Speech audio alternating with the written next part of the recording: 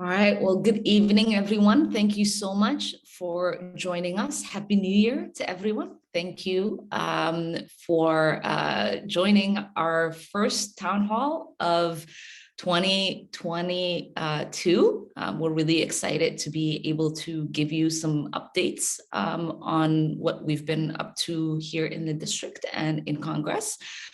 Give you updates on some of the pieces of legislation that are moving and the progress that we are seeing, take your questions. Tonight we will cover a couple of the items that you all have asked us to cover, and that is to talk about the voting rights legislation that has been moving in Congress and maybe stalled in the Senate. To talk about Build Back Better and where that is at. We'll talk about the Infrastructure and Jobs Act and when Minnesota is expected to receive their first resources in order to help build the infrastructure that is needed and create jobs. We will also talk about other things that come up in regards to your questions. First, let's get into what's happening with voting rights. As many of you know, our democracy at the moment feels like it's under assault. It's been a year since January 6th happened and we saw the insurrection that took place. It's also been almost a year since many challenges were posed to undermine the legitimate election of our current president, Joe Biden, and Vice President Kamala Harris. It's almost been a year since the January 6th Commission has been created and the work that they've been up to. And it's almost been a year since legislators across the country in Republican-led majorities have decided to create pieces of legislation to make it harder for so many people in this country to participate in a fair and free election. Akolade, I don't know if we have a PowerPoint to help show people what's in the voting rights legislation that we're working on? Yes, we do. And I think... Thank you all for bearing with us. We're trying to make this a little more informative town hall since it is not in person.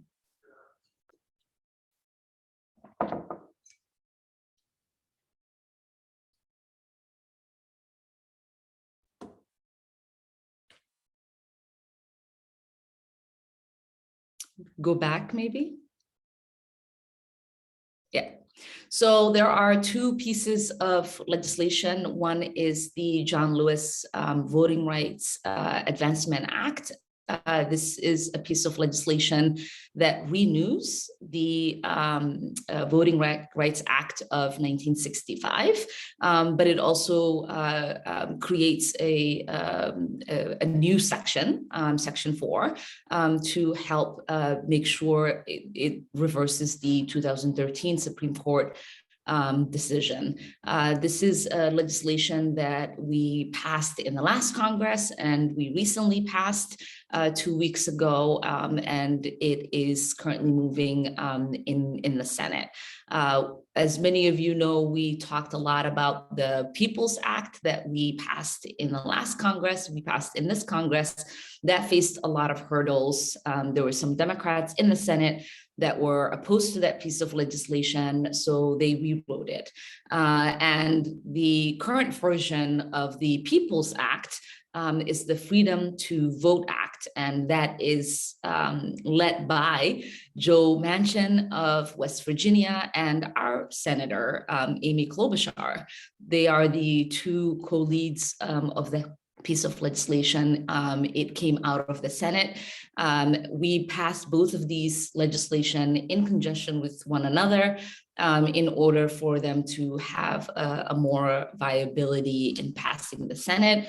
We know that the two senators, Senator Sinema from Arizona and Senator Manchin from West Virginia are both supportive of these pieces of legislation, but refuse to allow the Democrats to bypass the filibuster process so that these two bills can vote with simple majority. There are about 19 states where pieces of legislation to undermine our democracy, to make it harder for people to vote, have passed with simple majorities. And it just makes sense that we are able to get these two senators to agree to get these pieces of legislation to pass with simple majority.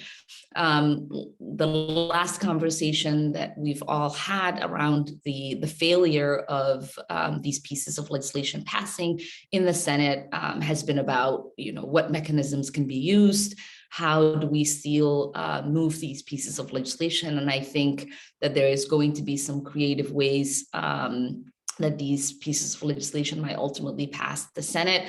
But what I do know is that no matter how hard it gets, we have to keep going. Folks who fought for our civil liberties in this country never gave up. If they did, we wouldn't have the Voting Rights Act of 1965, and we wouldn't have a lot of the civil liberties that we enjoy. So it is really important for our generation to honor the work that many people have done before us and continue that fight and to never give up. So we'll continue to push for these pieces of legislation, whether it is, taking it to the people, doing petitions, finding creative ways to pass, pressuring Senator Sinema and Manchin, and working with Senate leaders to try to get this done. We are committed to voting rights. We are committed to the health and viability of our democracy, and we're committed to making sure that people don't have undue barriers to casting their ballot in future elections. Now let's talk about Build Back Better.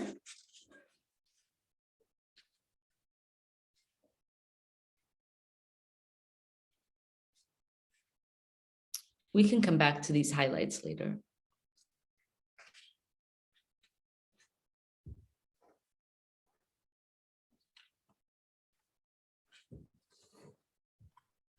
Or do you want me to just go through the highlights right now? I'll call it. Yes, Congresswoman. Yes, I know with the recent where Build Back Better stands at the moment, I think if you want to just touch on it briefly, and then we can go on the highlights, that would be great. Okay.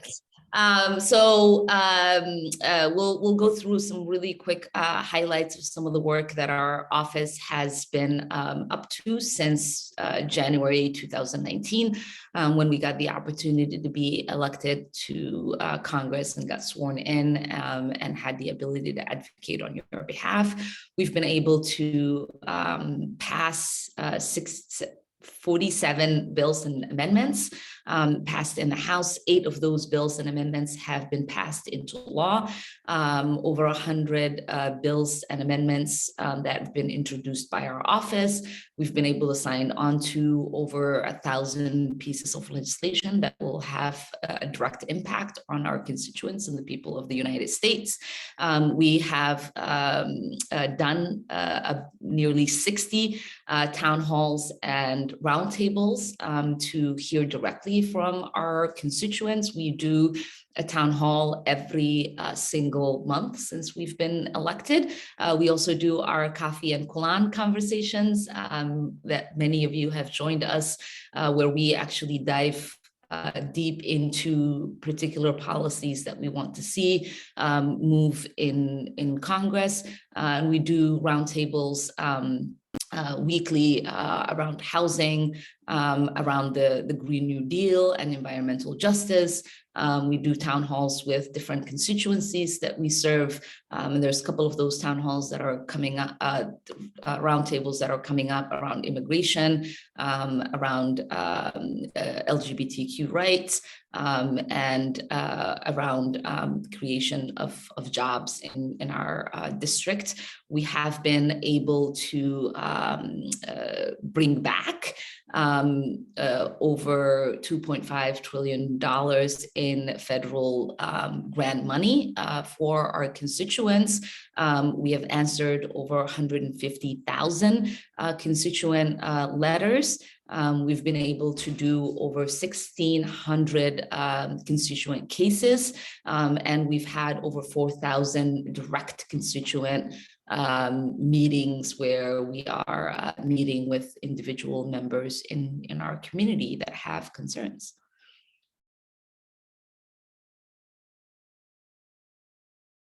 So some of the bills that we recently introduced, we talked a little bit about this one when we passed it last month at our last town hall. The Combating International Islamophobia Act was passed we introduced it last year and we were able to pass it. It's now waiting for a Senate markup and passage. We also introduced a joint resolution of disapproval to sell weapons to Saudi Arabia, because we know that the assault that Saudi-led coalition is waging on the Yemeni people. There's so many people who are dying, who are on the brink of starvation, and who are faced with the devastation of a war that has now gone on for 8 years. We've also been looking at what it means for us to do a holistic oversight around arms sales, and we introduced legislation to do that as well. We have introduced legislation to honor Prince with a gold medal, and we've been pushing for affordable housing, not only with our Homes for All legislation, but we recently partnered with Senator Markey on affordable housing opportunities made equitable, the HOME Act, which is a comprehensive policy to tackle the affordable housing crisis that exists and continues to persist in our country.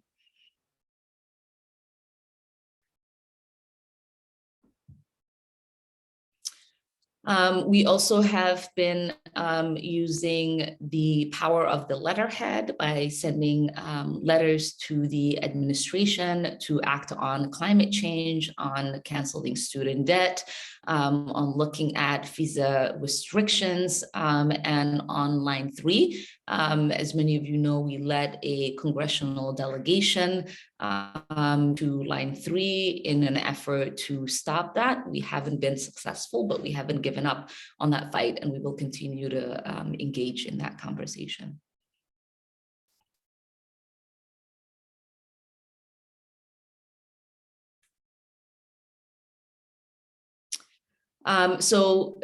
We were actually able to succeed in avoiding a government shutdown before the new year, and there is another threat, and we're working with our colleagues to try to see if we can pass a comprehensive congressional budget so that we don't continue to deal with the threats of a government shutdown, because we know that the government provides essential resources and services to our constituents, especially those who are most vulnerable, our veterans, our seniors, and our young children. And so we will continue to push to make sure our government remains open so that people are able to have the resources that they need.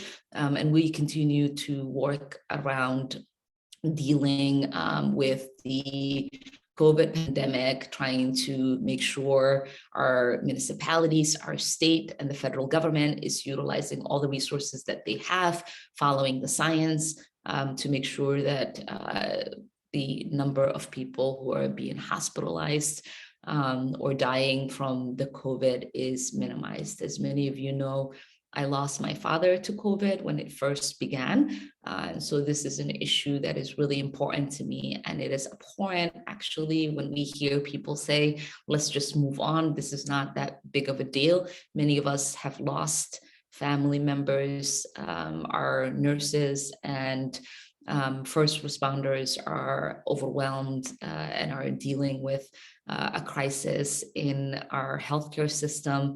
Many people are impacted in our community, so we can't just move on. We have to move slowly and diligently in order to make sure we are saving lives.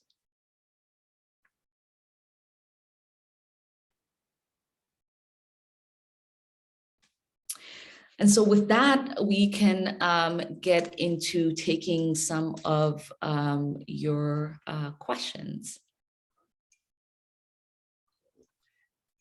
Yes, and so we'll just stop sharing the PowerPoint here. Just so all that are attending, I will add about 4 people at a time to the chat so you guys know when it's your turn to speak. And if you're not on the list, yes, please raise your hand. I know one person already did, and I will grant you access to be able to speak, and you can put yourself on camera and ask your questions to the Congresswoman. Thank you guys again for sending them in advance. I just sent the list in the chat right now. And so apologies in advance as well if I get you to mispronounce your names. First, we have Simon Elliott, and then after that is Arthur Schwitter, and then after that is Mary Kay Delvo, and then after that is Arliss Grossman. And so right now, I will grant I think Simon. you're doing a good job, Akolade, in pronouncing those names, better than I probably would. Yeah, so Simon, are you ready?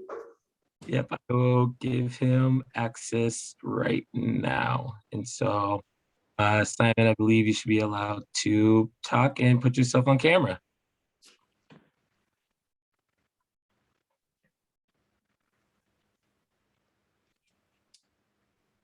He's unmuted, so I think, Simon, if you're good to go, you can speak.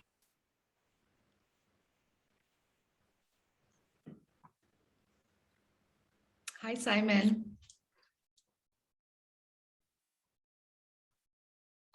Maybe having some technical difficulties. I know his hand's raised, but we will, oh, he just lowered his hand. So maybe, Simon, you able to communicate? Can you hear us?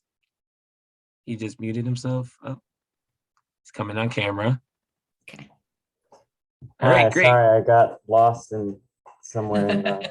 See, this is why we prefer to do these in person, because we wouldn't have all these technical difficulties. But thank you for your patience, and thank you to everyone for their patience.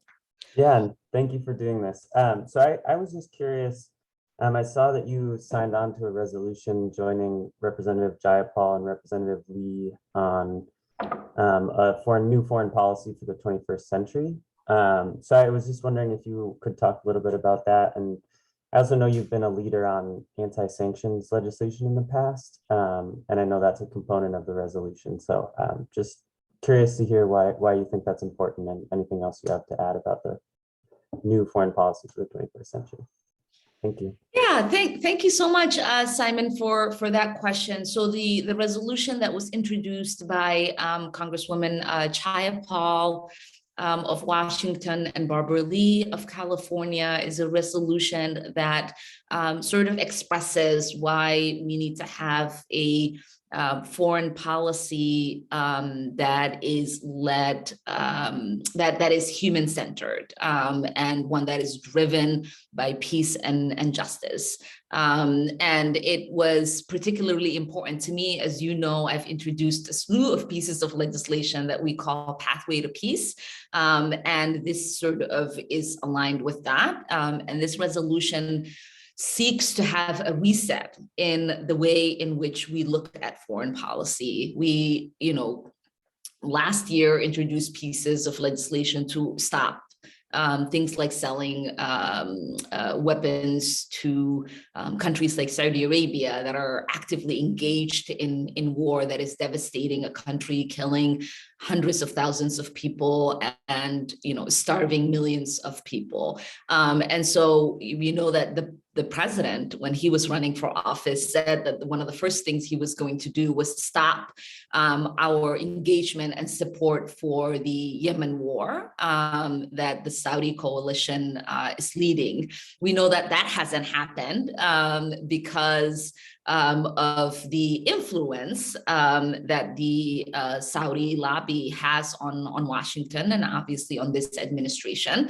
And so when you have a foreign policy that is not centered on principle and value, one where there is integrity in your actions, you become someone who says one thing and deviates because there's a particular interest you're looking at. So this resolution is important as the pieces of legislation that I've introduced in regards to sanctions, in regards to arming human rights violations, because it allows for us to have particular sets of values that we are going to follow in regards to our foreign policy, so that we are not making decisions that ultimately do something that is not in line with our value. We shouldn't be involved in war in Yemen.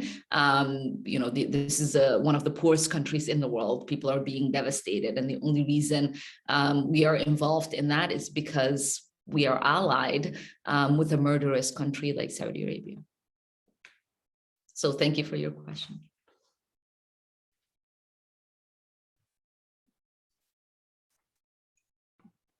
All right, great. Next we have Arthur Schwitter, and I will grant them access now. Arthur, you should be able to grant access. Yep, if you can bring your camera up and unmute yourself, you are free to ask your questions to the Congresswoman. Okay, I'm kind of cut off here. Yeah, I think you answered a couple of the questions that I submitted already regarding the voting rights bill. Okay.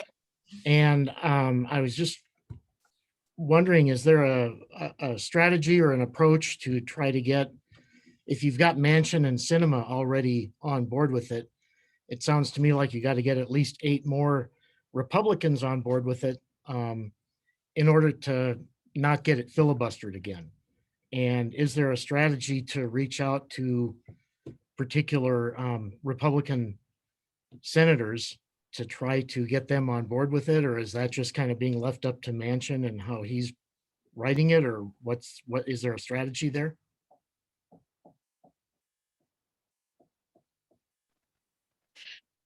So,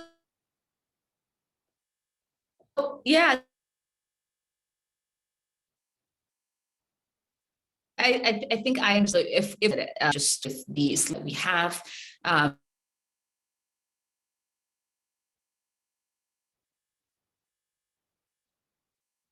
the hurdle that exists with the filibuster, the next best thing is to try to convince, right? Oh, am I frozen? Can you now hear me? Arthur, are you able to see my video? I couldn't hear earlier. Okay, it's good now. Okay. So what I was saying is that with the slim majority, obviously we're running into a challenge, right? With them refusing, these 2 senators refusing to bypass the filibuster. And so as you allude to, the next best thing would be to try to get few Republicans to come on board and help pass pieces of legislation. We also know that we've heard from a number of Republicans say they support these pieces of legislation. What Senator Bernie Sanders is proposing is for us to act these pieces of legislation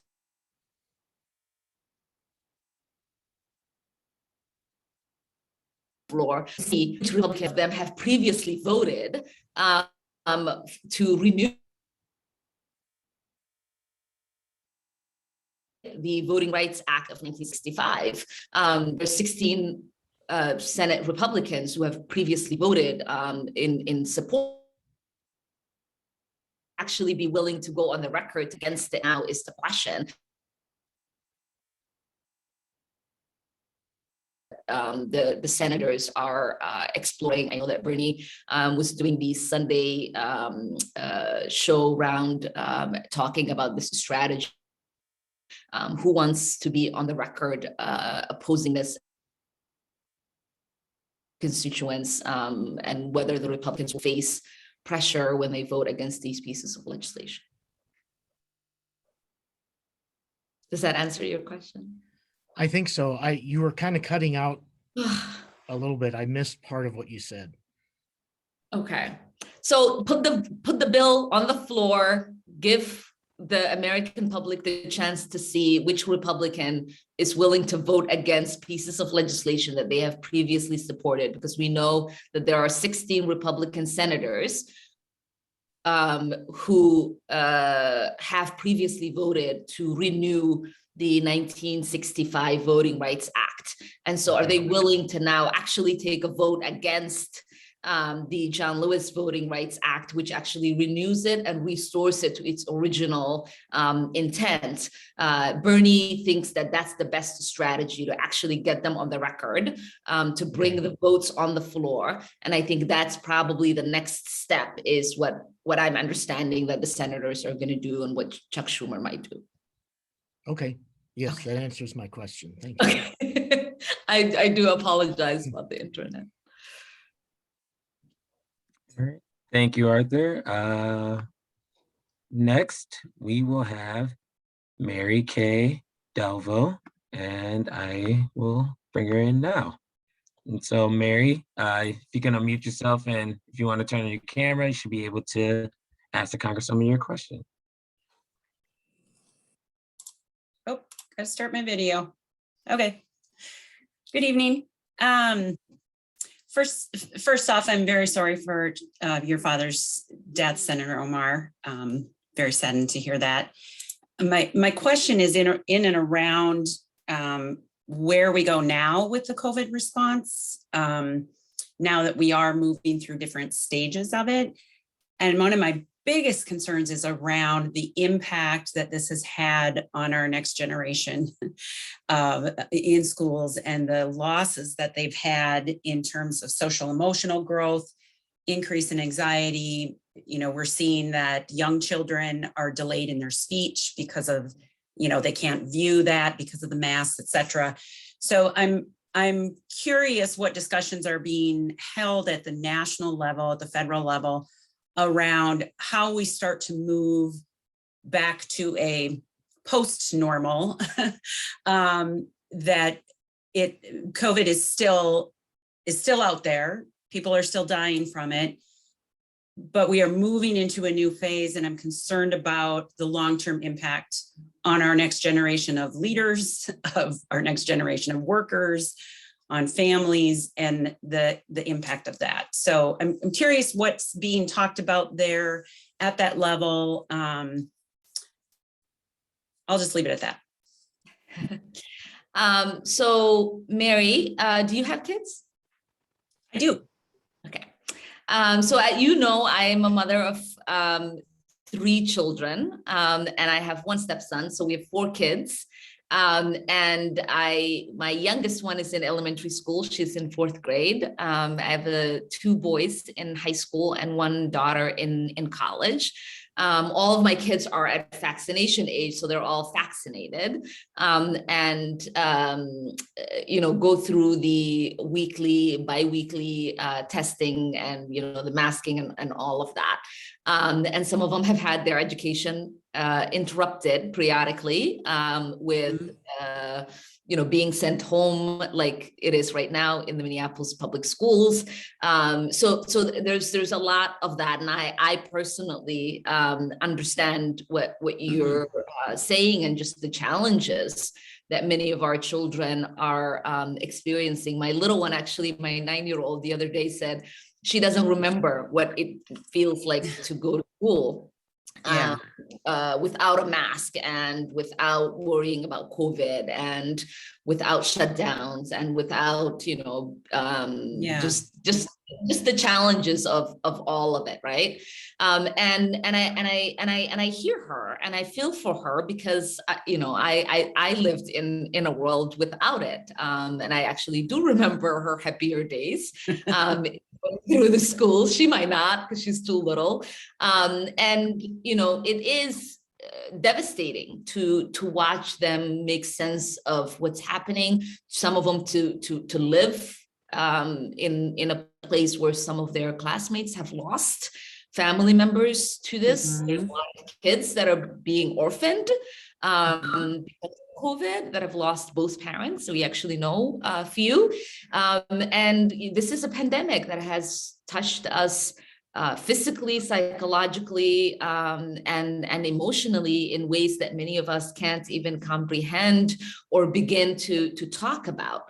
Mhm. The challenge that we have as lawmakers is how do you create a balance, right? Because if you were to say, we are going to send our kids without masks, that we are going to get rid of the mask mandates, that we are, going to learn to live with this, then you will have, as we have seen, when the mandates went away, a spike.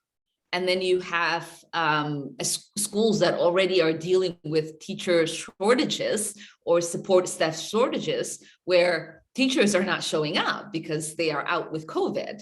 Support staff in schools are not showing up because they're out with COVID. Hospitals are overrun with patients, even with milder cases that are still showing up, right? Because there are people who will have it harder because they're not vaccinated, and people who already have conditions that make, even with vaccination, if they get COVID, harder. And so how do we as a society, right, deal with those kind of challenges that will be compounded if we do not have these protective measures in place? What I worry about is, my fourth grader who has gone to school and not faced much of interruption outside of the weeks here and there that she sent home to do virtual learning, that she hasn't had a teacher in her classroom throughout the whole time, right? She's had, I don't know, maybe 10 substitutes since this has begun. And you're not learning anything. I mean, you remember when we were in school, like substitute days are the days where you watch TV, right? Like, and when she comes home and we're like, how's school today? It's like, we don't really do anything because today we had substitute. And in many cases, we don't have even qualified substitutes, right? We've seen photos of police officers coming into schools to help staff schools. And so we are, as a society, dealing with this challenge because there are people that are choosing not to get vaccinated. There are people that are choosing to endanger, right, their neighbors and the lives of others. And we're just dealing with a pandemic that we fully do not understand, that continues to mutate and, change direction. And I think we all just deserve to deal with one another with grace and understanding, and look at like the holistic problems this is creating in regards to the kind of resources that are going to be needed, because the number one thing that we need in order to deal with this is human resources.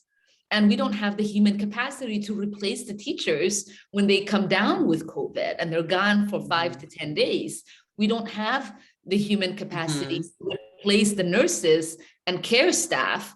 And we just don't have that, right? Like if we had, 500 teachers just waiting to take the place of the 500, in the school system that might not be able to show up because they got COVID, then we can like create a new normal where we say, for many people, this is not going to kill you. So we're just going to keep going. But that isn't the reality. We've lost over 900,000 people in our country to COVID, and we're seeing so many people. Like 2 days ago, I think maybe less than a week ago, was the deadliest day in regards to COVID in the country. And so we are not out of the woods with COVID. And as depressing as it is, and as much anxiety that we are all living with, like, workplaces do not function if there are not humans going to work. So our kids are in a school system, which is a workplace with adults who are going to be challenged by COVID more than our kids are.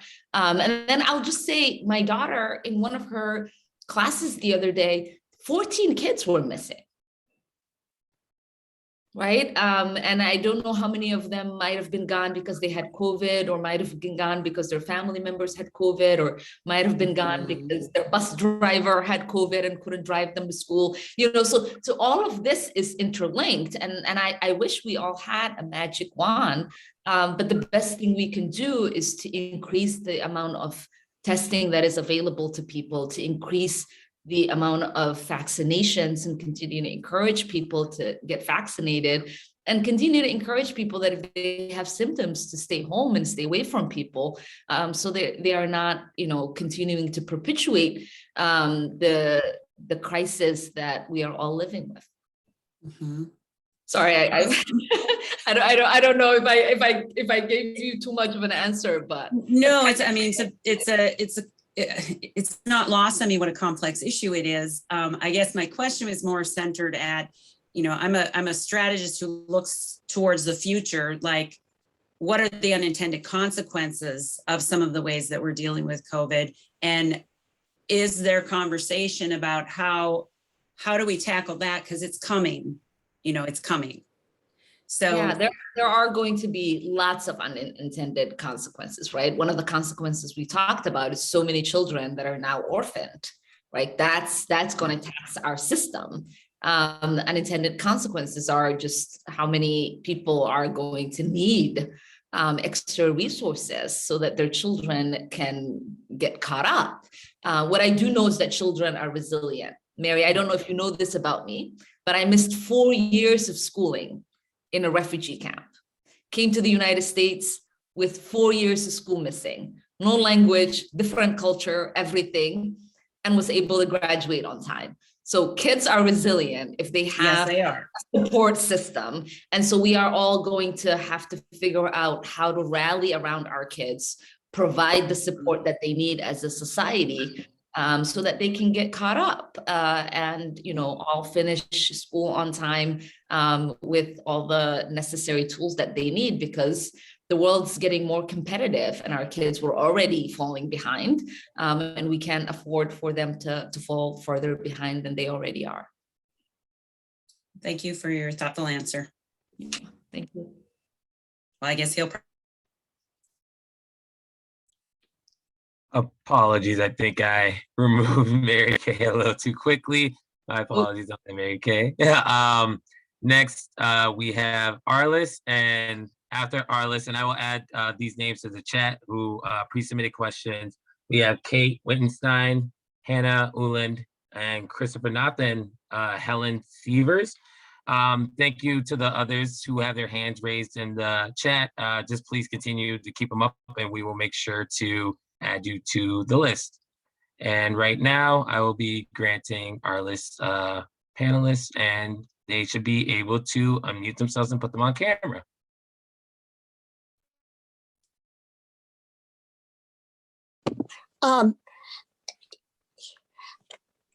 In one of the very few bipartisan votes that we have had in Congress, the House passed the security for Israel with the Israel Dome funding by a vote of 420 to 9. Can you explain your opposition to that bill? Yeah. Thank you, Arliss. My opposition was actually quite simple. I didn't think Israel needed the resources because we just authorized for them to get security aid. And as you know, that bill is currently being blocked in the Senate, and it's been, I don't know, some months, and Israel seems to be okay in rebalancing it on their own.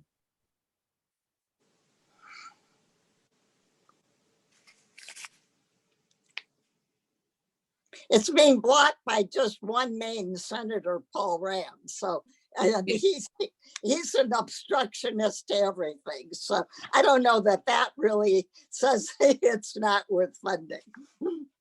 It's no, I'm saying the resources weren't as direly needed as we thought, because everybody seems to be okay without having the funds. So I just didn't see the emergency need for it. Well, it is a security measure, and the protection of Israel is also protection for the United States against Iran. So maybe we can agree to disagree. I just didn't think an extra funds to Israel was necessary at this moment. Thank you. Thank you. Thank you for that question, Arlise. Just got a message that Helen's question was answered, so we will remove her from the list. But next, we have Kate Wintenstein. And so, Kate, I will grant you panelist access. And here you should be allowed to speak.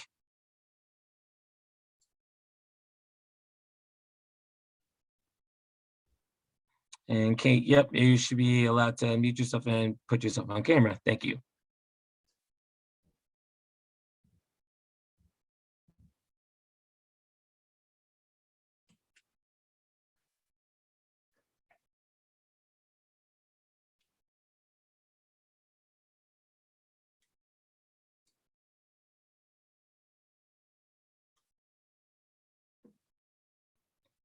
Looks like Kate might be having some technical difficulties. I think we will then, oh, there she is. All right, there you go.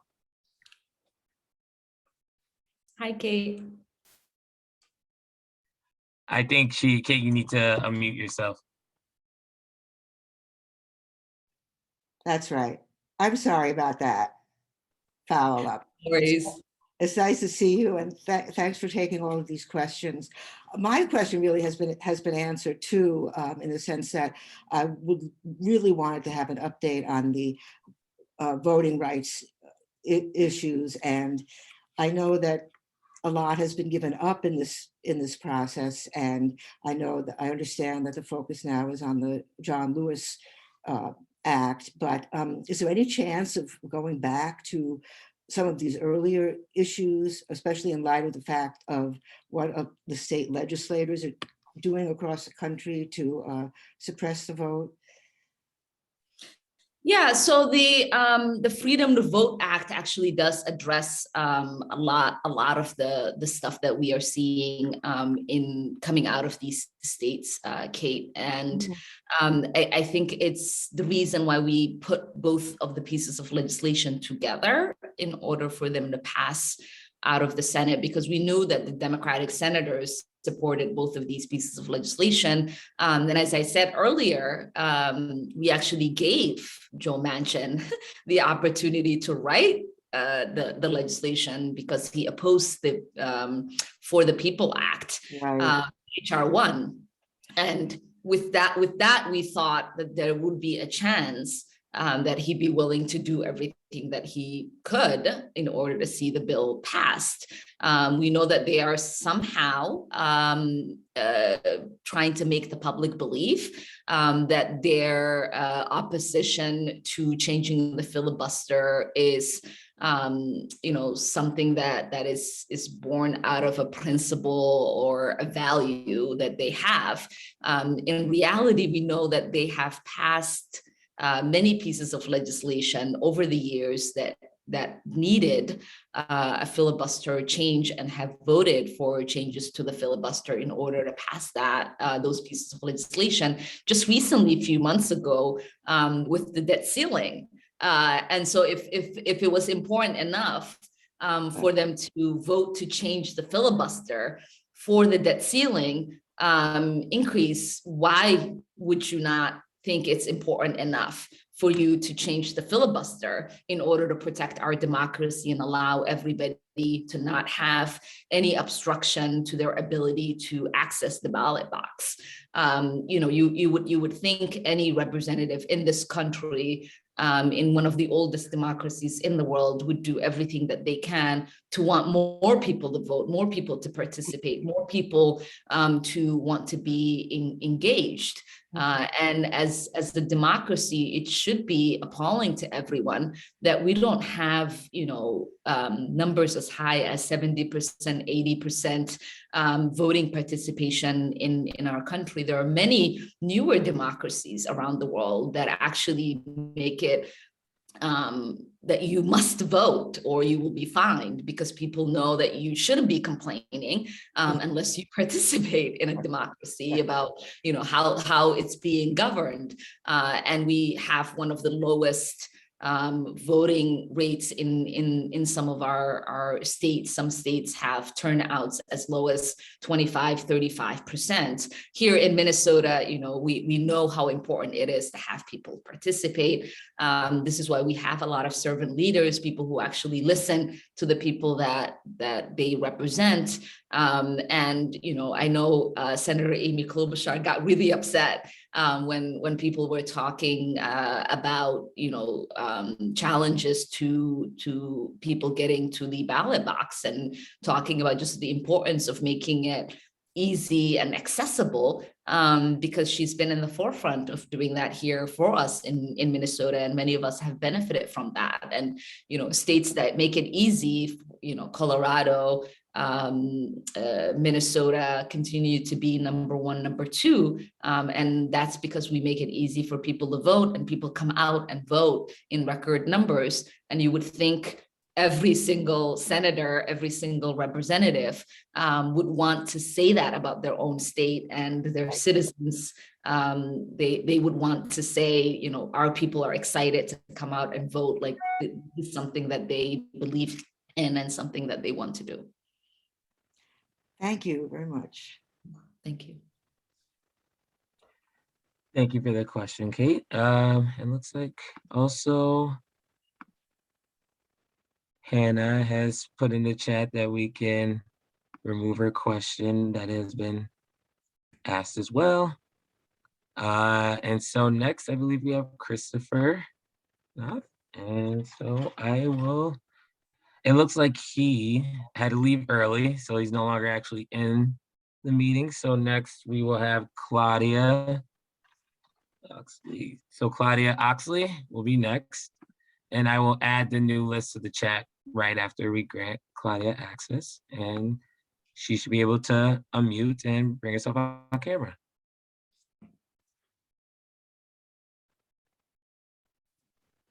Hi, Claudia. Hi. Thank you so much. I'm enjoying the conversation and really appreciate, I just wanted to say personally, given how acrimonious our world has gotten lately, just thank you for your courage to do your job. Of course, thank you. Really appreciate that. I wanted to go back to the voting rights thing and talk, and I'm maybe just uninformed, but in terms of the things that states are doing to compromise the actual balloting process, ballot counting, which bills are addressing that? And again, apologies if I'm just not tracking information, but I'm concerned about voting rights, but I'm also concerned that we have people at the polls voting, and then we have a system that can be compromised so those votes never get counted.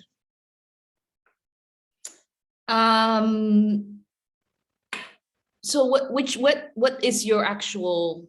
What's my question? Because I didn't see it in the bullet points and I haven't heard it talked about when we talk about those two bills. I'm not sure if provisions to strengthen or protect the process are in those bills. And if they're not in those bills, are there efforts to protect the process? Does that make sense?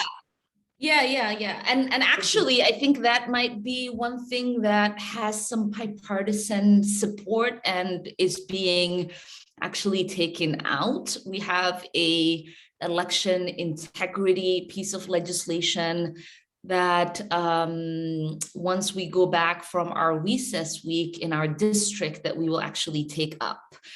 So that might actually speak to what you're asking. So the two pieces of legislation right now, the Voting Rights Act, with the John Lewis Voting Rights Act, and the Freedom, there's so many names, and the Freedom to Vote Act. So the John Lewis Voting Rights Act, I think the one thing that we should remember is that in the 1965 Voting Rights Act, Act, there was a chapter that was overturned in the 2013 Supreme Court ruling, the Shelby case, which essentially got rid of the addressing of discrimination, or states that historically have discriminated against people of color. And so in some of the laws that are being created by some of these states, there is subtle, some overt and some subtle discrimination. And so in passing the John Lewis Voting Rights Act, we would address some of those. And then with the Freedom to Vote Act, what it addresses is things like limiting the number of early voting and all of those kind of challenges. There's states like Iowa that used to have longer number of days than they have right now. They lowered it to 3 weeks. I think it was like 5 weeks or 6 weeks. I can't remember the exact same number. But after the 2020 election, they decided that they will make it less number of days for people to early vote. In Minnesota, we've been increasing our number of days that people can vote early, and some states are, I guess, deciding that too many people are voting, so they're gonna make it a little bit more challenging for people to actually vote. So these pieces of legislation, some of them directly respond to the pieces of legislation that have been introduced. As you know, many of those pieces of legislation hasn't actually passed. But the most alarming one that I think the voting integrity legislation that we might pass it as a bipartisan one addresses is the fact that state legislators can actually overturn the results of an election, which is probably the most scariest thing to a lot of us. And so this piece of legislation that we will hopefully pass, I don't know how it will do in the Senate, will address that, because I think everybody should agree that once a vote is cast and counted, nobody should have the ability to say the results of this election are null and void. Thank you very much. Yeah.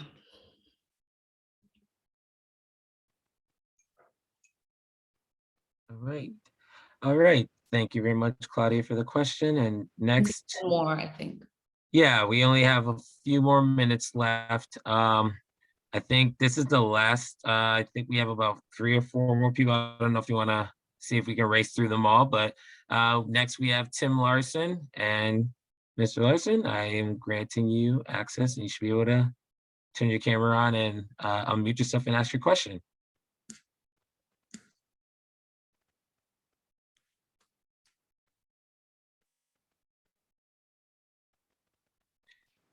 Mr. Larson, are you there?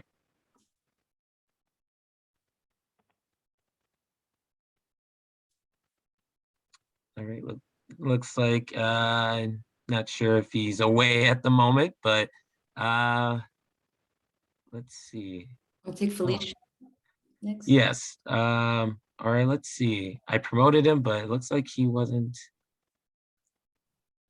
Yeah, it looks like he's unable to join. So having some technical difficulties. So And Larson, raise your right. hand afterwards if you're back.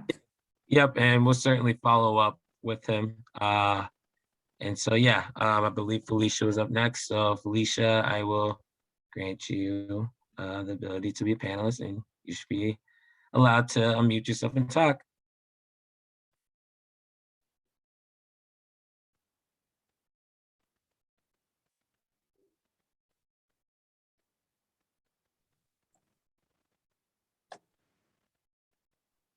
Hi. Hi. Are you able to hear me okay? I can, yes. Hi, thank you so much, Congresswoman Omar. As always, thank you so much for continuing to hold these town halls, even when we can't see each other in person. I really appreciate these spaces you create. I'm gonna try to keep my question kind of brief because I do have to hop off to another Zoom. Can you tell us if there are ways that we can get your support and collaboration with Green New Deal, something like the Green New Deal here in Minneapolis. Specifically, you know, I live in Ward 5, and myself and neighbors are wondering if there is, like, if we can connect with you or folks in your district office around supporting us in this particular advocacy. For those unaware, like the Green New Deal program is something that could provide Minneapolis residents with affordable, clean energy efficiency upgrades, access to green jobs and training. It could also help pave the way for something on a national level, I believe. And so here in Minneapolis, it would allow us to kind of address climate crisis and invest in our own public safety by building stable communities where everybody can thrive, right? So I would be happy to connect more with you, folks from your office, to, you know, figure out how we can get something like that done here. Yeah, so Felicia, thank you so much for that question. It's also really good to see you again. We actually have been leading an effort to try to get local interest for the Green New Deal. We have a task force, the Green New Deal Task Force. Natasha and Nicole, they will connect with you to get you on that task force. It is co-chaired by State Representative Frank Hornstein, who is leading the legislation on a state level. We have some local leaders as well that are part of the task force, municipal leaders, people who are on the Minneapolis City Council and other municipalities. And we would love to have you on there and see if there are ways in which we can support folks who are organizing in North Minneapolis. As you know, we've also taken some of the interest that some of the folks on the task force have had in advocating for the creation of green jobs over in North Minneapolis. So when we did our community projects, which we hope to have those funds released soon, we actually had one of our partners be an organization that works to create green jobs in North Minneapolis. And so we will also love to connect you with them as well. Wonderful. Thank you so much. So good to see you. Yeah, of course. Well, thank you everyone for joining us. Happy New Year.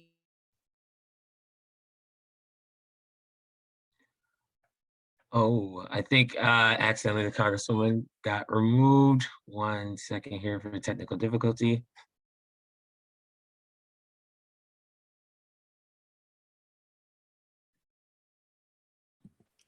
My apologies, boss. I accidentally moved you away instead of Felicia. Everyone, thank you so much for joining us for our first town hall of the new year. Look forward to seeing you all in person, hopefully as it gets warmer in Minneapolis and as COVID gets under control. We look forward to doing these in person again. Again, thank you for joining us. Thank you for sharing your questions, your perspective with us. We believe in co-governance, and that's why we are committed to doing these town halls and engagements with our constituents. We look forward to seeing you next month. Have a great night. Bye, everyone.